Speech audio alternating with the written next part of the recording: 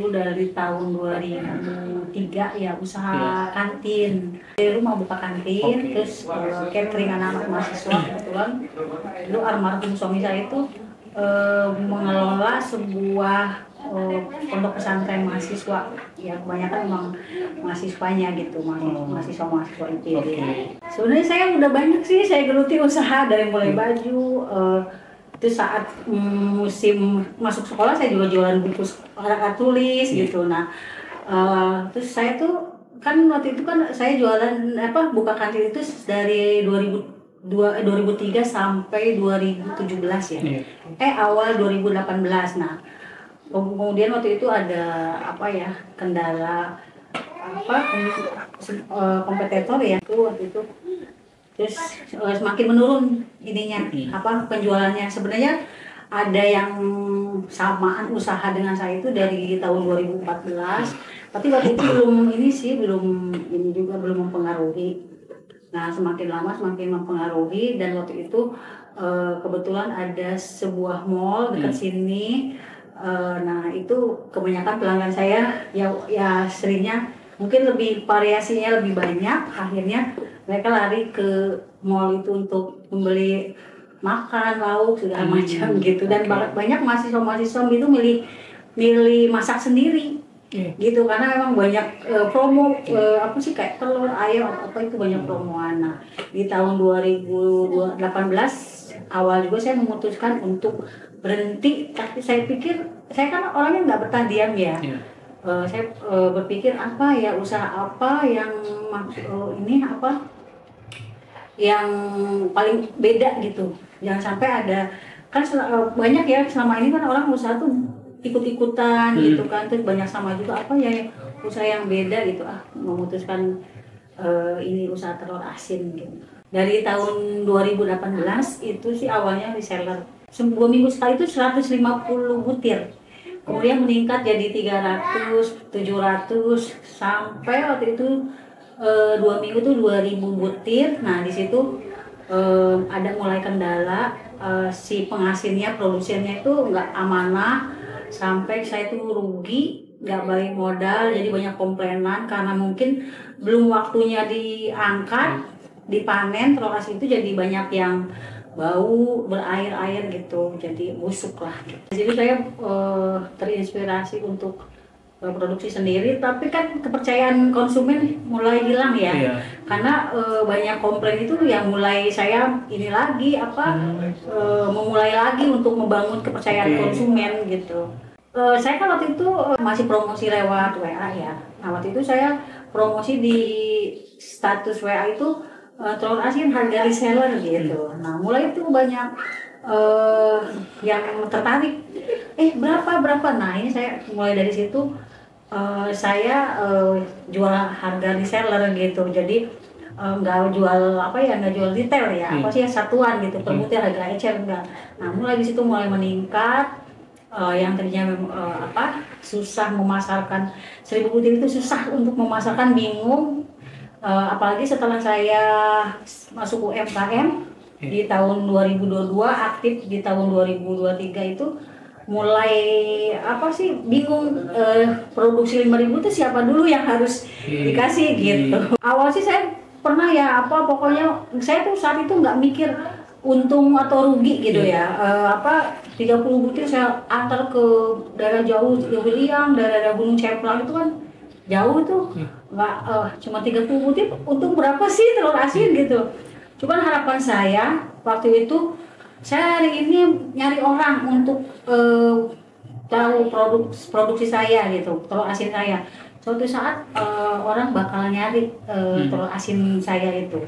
Dan alhamdulillah semakin kesini dengan saya ikut UMKM, pelatihan digital marketing, terus punya teman-teman UMKM yang memang benar-benar saling support. Jadi banyak juga reseller saya yang dari teman-teman UMKM itu. Terus ada juga mereka kadang suka ikut bazar, terus kayak event-event kedinasan gitu. Mereka ambil telur asin. Memang sih jadi saya tuh memasarkannya itu nggak partai kecil, partai reseller gitu. Jadi memang jadi biar cepet gitu ininya perputaran modalnya. Enggak, awal sih memang susah ya, awal-awal merintis itu susah, tapi setelah orang-orang tahu sudah berjalannya waktu, orang-orang juga tahu saya produksi telur asin yang datang sendiri supplier itu. Ini sih yang isi 6 ya, yang isi 6 ini 30.000, yang isi 4 ini 20.000. Ternyata sebenarnya saya tuh ini ya, bukan seorang penggemar telur asin. Ternyata pas saat saya terjun jadi penjual telur asin, ternyata tuh banyak yang suka gitu, nggak hanya kalangan bawah, ternyata kalangan atas juga suka, sampai Pak Wali Kota pun suka, orang-orang dinas suka, kebetulan juga orang-orang dinas juga jadi reseller saya gitu, yang di Balai Kota juga jadi reseller saya gitu. Kemarin sih di bulan Mei itu bisa mencapai 55 juta. Paling sedikit 35 sampai 45 juta. Itu pun jarang kalau sampai 5. Saya juga heran kok sampai 55 juta itu pas bulan Mei gitu. Ini ya, kalau produksi ya, hasil produksi itu telur asin itu tergantung kendali cuaca. Jadi saat cuaca ekstrim kayak musim panas atau musim kemarau itu mempengaruhi hasil dari kualitas telur asin itu. Kalau di musim penghujan banyak itu cepet busuk ininya si telurnya gitu. Terus kalau musim kemarau rentan pecah karena memang ini ya karena bebek kita tuh yang bahan bakunya itu kan bebek angon. Kalau di musim kemarau itu secara pakan di sawah itu udah berkurang karena kan kurang air itu ya. Jadi protein binatang-binatang yang ada di sawah itu semakin berkurang dan pengaruh juga ke pakannya bebek itu dan pengaruh ke kualitas telurnya. Terus kuning telur pun nggak terlalu oranye gitu, pucat itu kalau di musim kemarau. Kalau di musim penghujan itu selain cepat busuk itu langsung bebek itu drastis gak mau bertelur. Telur asin itu ya kendali cuaca. Padahal sudah waktunya diangkat, dipanen, ternyata belum masir, kan istilahnya sukses itu masir ya. Asinnya juga cukup gitu. Ada aja sih komplainan seperti itu banyak dan sering gitu. Pernah tuh anak saya pas ngirim mau ke bazar di dinas kesehatan dan mau ngirim ke PMI, jatuh dari motor dan mau ngirim ke pasar Anyar itu jatuh dari motor. Memang anak saya lagi nggak sehat kondisinya, terus dia pusing jatuh dari motor. Ya hancur semua, nggak semua sih, banyak yang hancur. Kalau parah kadang pembeli pun nggak mau kita jual murah sih. Kalau retak ya, jual satu butir yang biasanya kita jual 5.000 harga ecer ya, 4.500 sampai 5.000 itu paling. Kalau retak 3.000, tapi kalau retak parah mereka juga nggak mau beli gitu. Sepi pernah, sering juga. Tahun-tahun ini emang dari 2024 ya sampai 2025 ini pokoknya pas pilkada lah, itu sepi. Yang biasanya paling sedikit itu 300 butir, pernah sampai 60-90 butir.